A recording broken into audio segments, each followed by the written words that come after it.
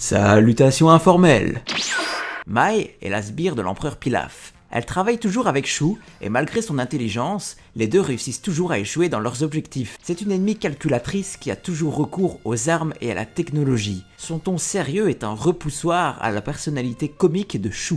Après un premier échec dans la quête des boules de cristal face à Goku et ses amis, on pourra revoir Mai ainsi que Shu et Pilaf affrontant le ruban rouge. Pilaf recommence sa recherche des Dragon Ball, Mai et Shu étant ses seuls sbires à le suivre encore. Mai a escorté Pilaf à travers une ville jusqu'à l'emplacement d'une Dragon Ball qui était dans un magasin d'antiquités. Le propriétaire a dit à Pilaf qu'il avait une Dragon Ball, et Pilaf lui a donné beaucoup d'argent pour cela. Quand ils sont sortis du magasin, Goku était là, exigeant d'avoir la boule, mais Mai sort son arme et lui tire dessus, pour qu'il puisse avoir une chance de partir dans la forteresse volante. De retour à la forteresse, la boule se brise, révélant que la Dragon Ball est fausse. Mai la recolle et la donne à Goku pour l'éloigner. Lorsqu'il découvre que la vraie Dragon Ball est en fait emportée par un oiseau qui a été mangé par un ptérodactyle que Gumao tue, Mai et Pilaf arrivent au village de Gumao et se font passer pour les cousins de Goku, tandis que Shu se déguise en Goku, pour son mariage qu'il ignorait. Pendant le banquet, ils sortent la Dragon Ball du ptérodactyle, lorsque soudain, l'armée du ruban rouge attaque le village.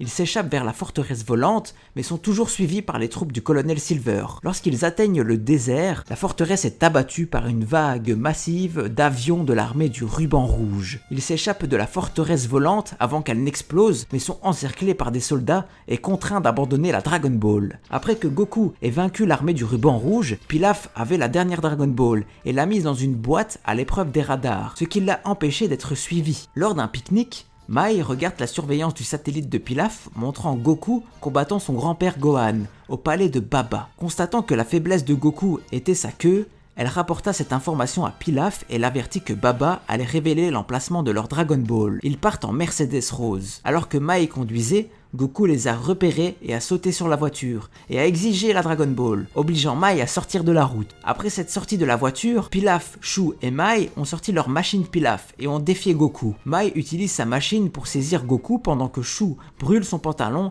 et attrape sa queue pour l'affaiblir.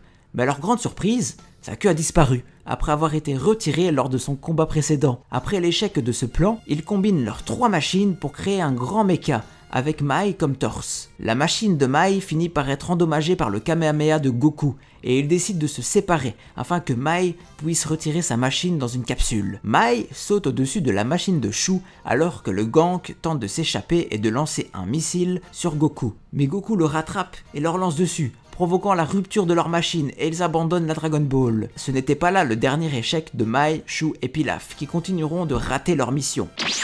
Que vaut-elle ? Elle est le cerveau de la bande à Pilaf. Mai est tellement intelligente qu'on se demande pourquoi elle écoute Pilaf. En termes de combat, on peut voir qu'elle sait se défendre, et utilisera de préférence la technologie et les armes à feu. En titre de comparaison avec ce qu'on a déjà vu sur la chaîne, je dirais qu'elle vaut Shu. Mon estimation en unité est de 5. Qu'est-elle devenue ? Après avoir rajeuni, elle est vue avec la bande à Pilaf, échouée dans la quête des Dragon Ball, et finira par loger à Capsule Corp, tombant sous le charme de Mirai Trunks et rencontrant son homologue du futur. Pour plus d'histoires, like, abonne-toi, bisous.